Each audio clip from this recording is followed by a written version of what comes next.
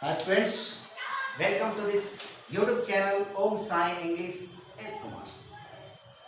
आज के क्लास में हम लोग स्टूडेंट्स पढ़ेंगे प्रेजेंट कंटिन्यूअस यानी प्रेजेंट इम्परफेक्ट टेंस और टाइम एंड टेंस में प्रेजेंट कंटिन्यूअस के यूज कैसे किए जाते हैं। आज हम लोग इसको देखेंगे। तो टाइम को किल ना करते हुए हम लोग काम करें। ये रहा प्रेजेंट इम्परफेक्ट। अब आप देखेंगे प्रेजेंट इम्परफेक्ट में आपको क्या समझना है। जैसा कि आप जानते हैं कि इसमें आपके ऑफर्मेटिव, नेगेटिव और क्या इंट्रोगेटिव और क्या interrogative plus negative, interrogative plus क्या नेगेटिव, ऐसा होता है। ये रूल नंबर 1 में रहता है जो कि आपको पहले से पता है। ये अकॉर्डिंग टू टेंस आपको जानने हैं, आपने पहले से जान रखा है। जैसा कि आपको बनाने का तरीका सब्जेक्ट है और इज, आर, एम होते हैं। इसके बाद क्या लगाने होते हैं वर्ब फोर। उसके बाद क्या करने होते हैं ऑब्जेक्ट। उसके बाद क्या करने होते हैं कॉम्प्लीमेंट, ये होते हैं। अब आप नेगेटिव में जैसे आप आते हो तो सब्जेक्ट के बाद इज, आर, एम लगाते हैं और इनके बाद क्या लगाते हैं नॉट लगाते हैं। नॉट के बाद आप वर्ब फोर लगाएंगे, ऑब्जेक्ट लगाएंगे, कॉम्प्लीमेंट लगाएंगे। अब आप इंट्रोगेटिव के लिए करना है तो इंट्रोगेटिव को ठीक इज, आर, एम को पहले आप निकाल लो। इज, आर, एम को निकाल लेते हो, सब्जेक्ट को यहां लेके आते हो, फिर आपका जैसे चलता है वैसे आप काम करते रहते हो। ऑब्जेक्ट हुआ, कॉम्प्लीमेंट हुआ, नॉट ऑफ इंट्रोगेशन मार्क्स लगाते हो। इसके बाद आपका नेगेटिव इंट्रोगेटिव होता है तो इज, आर, एम तो लगाते ही लगाते हो, सब्जेक्ट लिखते हो, उसके बाद क्या करते हो नॉट लगाते हो। नॉट के बाद वर्ब का फोर लगाते हो, ऑब्जेक्ट लगाते हो, कॉम्प्लीमेंट लगाते हो, नॉट ऑफ इंट्रोगेशन मार्क्स लगाते हो। रूल नंबर पहला हुआ जिसके हिसाब से आप काम करते आए हो। तो स्टूडेंट्स इस पर ध्यान नहीं देना है, ये तो हमको बेसिक में पहले से मिली हुई है। हमको आज खास पढ़ना है। ऐसा हम क्या खास पढ़ते हैं जिससे हमको प्रेजेंट कंटिन्यूअस के लिए जानना पड़ता है। तो स्टूडेंट्स हम लोग सेकंड रूल जब लिखते हैं तो सेकंड रूल में हमें क्या करने होते हैं, हम कुछ वर्ड को जानते हैं। जैसे उन वर्डों में मैं बात करूं, एलवेज की बात करना चाहता हूं, ऑफेन की बात करना चाहता हूं और क्या कंटिन्यूअसली की बात करना चाहता हूं। ये रहा कंटिन्यूअसली, ये आप देख लो, ये 3 वर्ड है। इसके बाद भी अगर लगातार की कोई मीनिंग्स बनती है तो वो भी आ सकते हैं। ये जो वर्ड आते हैं इनसे जो है आप क्या करते हो तो झल्लाहट की बातें आती है। क्या आती है झल्लाहट की बात आती है, यानी कि परेशानी की बात आती है। और परेशानी की बात आती है तो आपको जो है वर्ब फोर के ही यूज करने होते हैं। जैसे हमने एक सेंटेंस लिया ही और यहां पे खाली जगह रहेगा जहां पे मैं आप लिखूंगा COMPLAIN कंप्लेन और इसके नीचे अंडरलाइन रहेंगे कंप्लेन, OFTEN ऑफेन। ऑफेन अब देखना है ये सेंटेंस लिखे हुए हैं, इन सेंटेंस को आपको राइट करने हैं। कैसा काम करेंगे, आपको इसके नीचे अंडरलाइन दिए हुए हैं और इसके नीचे अंडरलाइन दिए हुए हैं तो आपको काम पूरा का पूरा फोकस इस पे करना है। और इस पे करना है तो आपको दिमाग लगाना है कि हम ऐसा क्या लिखेंगे, कौन से टेंस में बनाएंगे, कौन से सेंटेंस में बनाएंगे। तो स्टूडेंट्स आपको परेशान होने की जरूरत नहीं है। मैंने यहाँ 3 वर्ड दे दिया है और तीनों वर्ड में कोई भी वर्ड आपको मिलता है, क्या करने हैं प्रेजेंट कंटिन्यूअस करने हैं। यानी आपको तो बस क्या देखा आपने, ऑफेन देखा। और ऑफेन का मतलब क्या होता है अक्सर, क्या होता है अक्सर। एवरेज का मतलब क्या होता है हमेशा।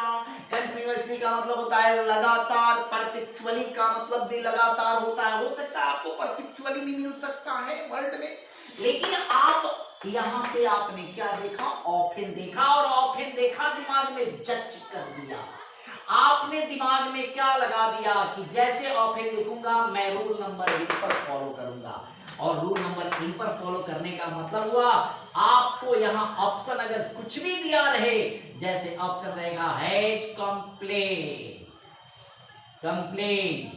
अब आपको देखना है बी में विल, ठीक है, कंप्लेन हटा देते हैं, हैज रहेगा, फिर यहां रहेगा विल रहेगा, सी में रहेगा कंप्लेन्स रहेगा, और डी में रहेगा इज कंप्लेनिंग। अब आप बोलो कौन सा राइट करोगे, इज कंप्लेनिंग में आओगे कि नहीं आओगे?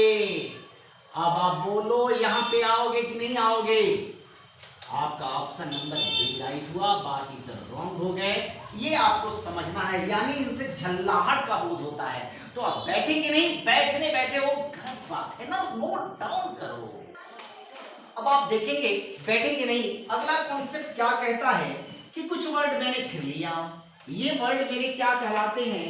तो एक मेरा कहलाएगा टुडे, दूसरा कहलाएगा टुमारो, और तीसरा कहलाएगा सुन। ये तीन वर्ड हैं जो कहते हैं क्या, नियरेस्ट, ये कहते हैं नियरेस्ट फ्यूचर प्लान, ये कहते हैं नियरेस्ट फ्यूचर प्लान। अगर इनका यूज जो है किसी सेंटेंस में किया जाए, जैसे मैंने कहा माई ब्रदर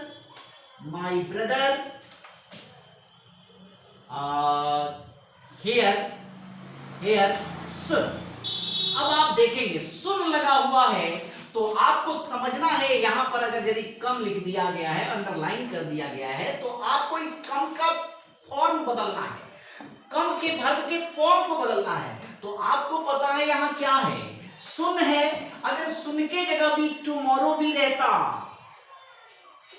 तो आप क्या करते? टुमारो भी रहता तो भी आप वही काम करते, अगर टुडे रहता तो भी आप वही काम करते। जैसे रौनक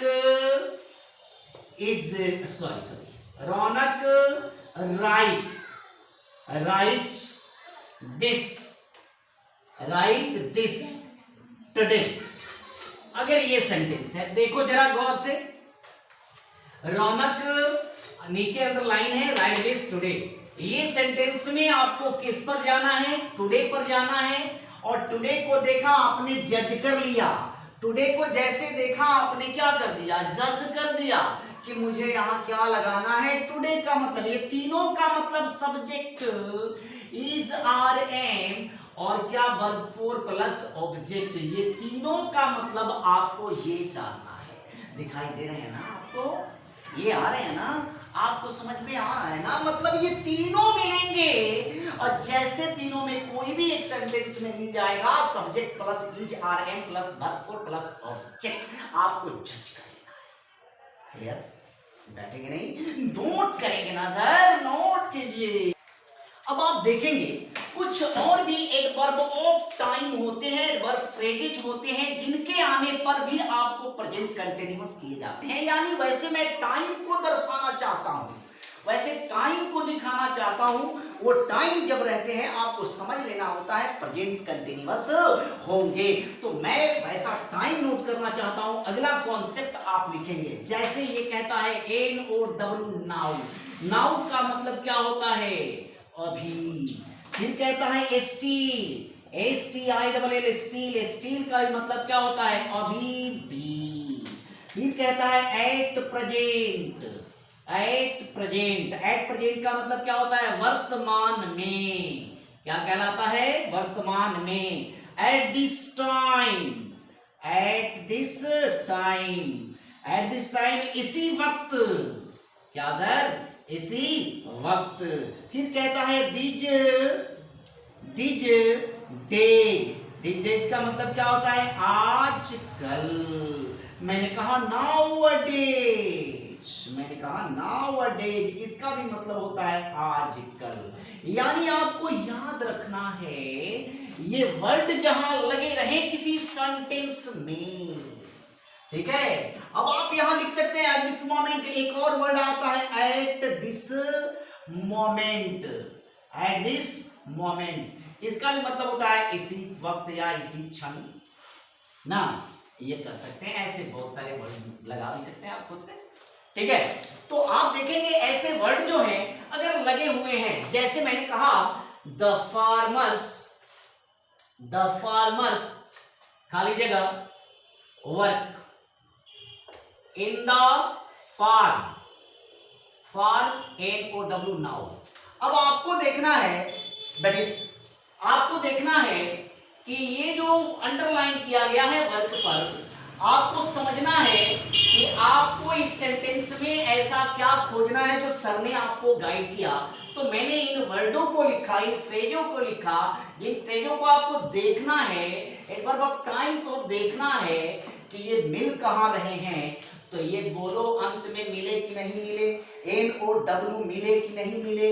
नाउ को देखना है, स्टिल को देखना है, एट प्रेजेंट को देखना है, एट दिस टाइम को देखना है, दिस डेज को देखना है, नाउ अ डेज को देखना है, एट दिस मोमेंट को देखना है, और जज कर लेना है subject plus is are am plus verb का फोर प्लस ऑब्जेक्ट प्लस क्या, कॉम्प्लीमेंट। क्या जी? कॉम्प्लीमेंट। यानी आपको समझना है ये वर्ड, ये वर्ड मिले, स्ट्रक्चर कौन सा काम करेगा, यही काम करेगा। Are you guys, are you getting my point? ऐसे मिलेंगे, आपको एक बार में ही समझ जाना है, प्रेजेंट कंटीन्यूअस का ही फॉर्म चलेगा। तो स्टूडेंट्स फिर मिलते हैं हम लोग इस नेक्स्ट वीडियो में मिलेंगे, तब तक के लिए मुझे इजाजत दीजिए। आपका ओम शाई इंग्लिश एस कुमार सर विदा लेते हैं, लेकिन सब्सक्राइब और लाइक करना भूलिएगा नहीं मेरे मित्र, मेरे हमदम, मेरे साथी, मेरे सब कुछ। आप लाइक जरूर